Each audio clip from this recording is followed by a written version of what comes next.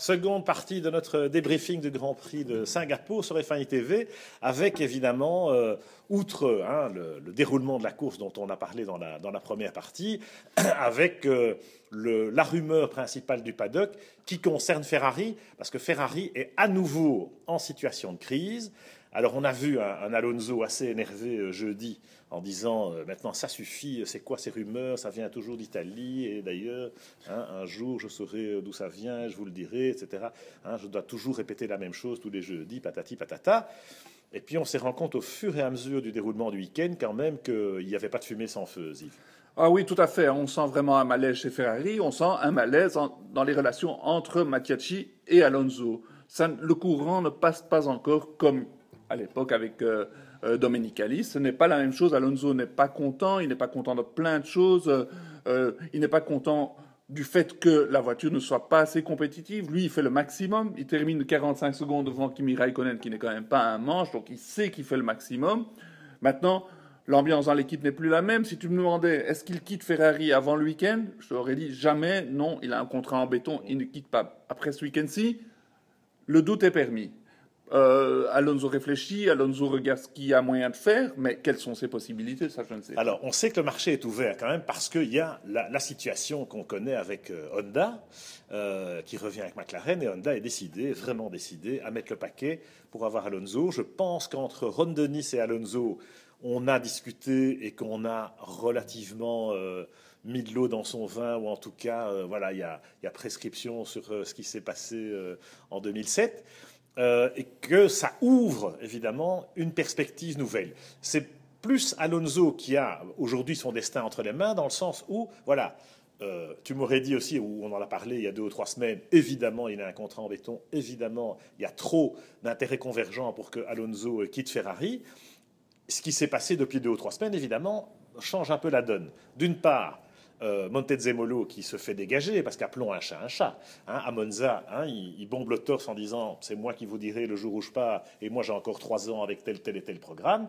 Et lundi matin, il se prend un coup de règle sur les doigts, et Marchione le débarque en disant « il n'y a personne qui est indispensable, la preuve, Montezemolo dehors ».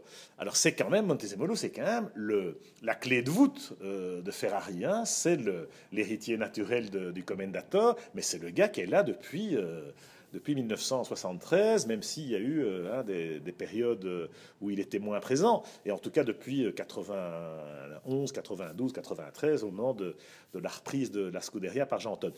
Donc, alors, il est peut-être un peu voleur de gloire, Montezemolo, parce que la période Schumacher, il a quand même fallu 6 ans avant qu'il gagne le championnat.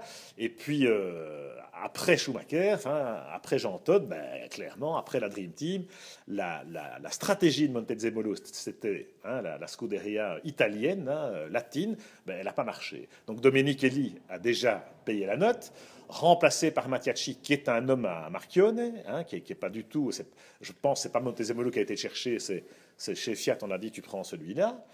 Il faut savoir que Mattiacci, il est italien, mais enfin très anglo-saxon ou très nord-américain dans son approche du business. Sa femme est canadienne, il a vécu longtemps là-bas, etc.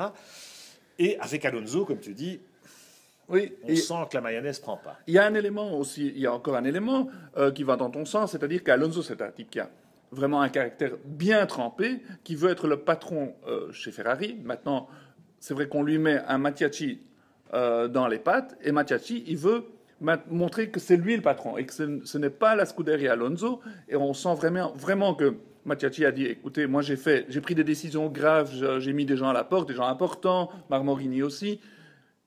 Et si ça ne plaît pas à certains, qu'ils viennent me voir, parce que c'est moi le patron. Et pour ainsi dire, ce n'est pas Alonso le patron.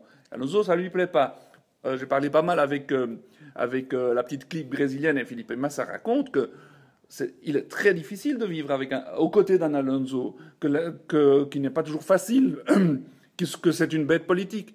Et probablement que Mattiacci veut marquer de son empreinte la Scuderia à présent, probablement au détriment d'Alonso. Oui, on sent d'ailleurs qu'entre Kimi Raikkonen et Mattiacci, ça se passe beaucoup mieux qu'avec Alonso. Alors, il ne prend pas parti pour Raikkonen, mais on sent que voilà, il couvre Raikkonen, alors qu'avec Alonso, tant que Alonso était couvert indiscutable parce qu'il y avait Montezemolo, il y avait surtout le banquier. Emilio Bottin, c'est un autre élément depuis 2 ou 3 semaines. C'est Emilio Bottin, le patron de la Santander, la banque qui est le sponsor principal de Ferrari et surtout d'Alonso. Bottin qui est plus là, ça change vraiment la donne. On se rend pas compte de la relation presque de fils spirituel que Fernando avait avec Emilio Bottin, et le fait que Bottin soit plus là, en l'occurrence le sponsor, même s'il y a des contrats en place, et que Montezemolo ait été dégagé et qu'on est clairement dans une nouvelle ère, ça va peut-être pas convenir à Alonso, et du coup, la rumeur, c'est Alonso a fait savoir à Ferrari, à Mattiacci en l'occurrence, eh bien qu'il est prêt à partir et que tout est négociable. Oui, et ce qui est incroyable aussi, c'est que il faut pas oublier que Ferrari, ils font une saison convenable, mais sans Alonso, c'est une saison en enfer. Bien sûr. Et donc, ils ont aussi un problème, c'est que Alonso est probablement le meilleur pilote du plateau, le plus complet, il est incroyable, il fait une très très très bonne saison avec une très mauvaise voiture. Donc, Ferrari, ils veulent montrer qu'ils sont les patrons chez eux, mais d'un autre côté, ils ont intérêt à garder Alonso. Difficile choix. Ouais, c'est vrai. Et puis, bon, il y a aussi qui peut remplacer Alonso. Si Alonso s'en va, qui peut remplacer Alonso? Alors, Bernie Ecclestone, qui tire quand même pas mal de ficelles, lui, carrément, il annonce la couleur et pousse Vettel dans le dos pour y aller, parce que effectivement, Ferrari peut pas se permettre de poursuivre sans avoir une très grosse pointure. Et on sent qu'entre Vettel et Red Bull, peut-être que là aussi, il y a un schisme potentiel, même si ce week-end, il s'est plutôt bien débrouillé. Une fois n'est pas coutume par rapport à Ricciardo. Ricciardo qui a eu des soucis quand même en course. Il a raté son départ, ce qui est souvent son cas. Et puis en course, il a eu des problèmes de batterie. Il n'a pas eu la puissance tout le temps. Donc voilà, il n'était pas très loin non plus derrière Vettel, notre ami Daniel, Smiling Dan. En tout cas, ce qui était assez palpable, c'est que au pied du podium, c'est Ricciardo de loin le plus populaire parmi la foule. C'est incroyable le capital sympathique qu'il a, ce garçon. C'est vrai, écoutez, il suffit de voir son sourire, qui est justement spontané, contrairement à ce que d'aucuns pourraient prétendre, et que par rapport à un Vettel qui fait la tronche, ou à un Alonso qui effectivement a son côté soupe à l'oignon et crouton,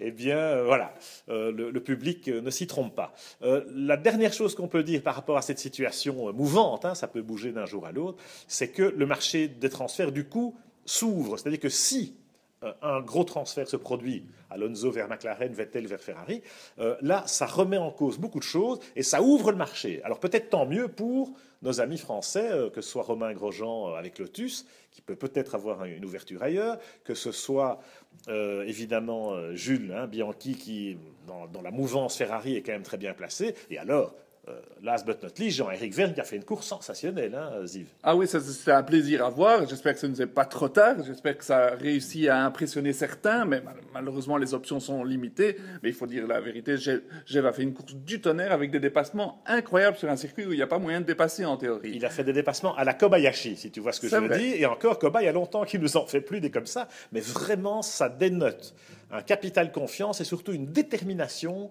dont on aurait peut-être aimé que Jeff fasse preuve un peu plus tôt, parce que, comme tu dis, c'est peut-être trop tard. On souhaite que ce ne soit pas le cas quand même, et on en reparlera très certainement encore lors des prochains Grands Prix, à commencer par Suzuka dans 2 semaines.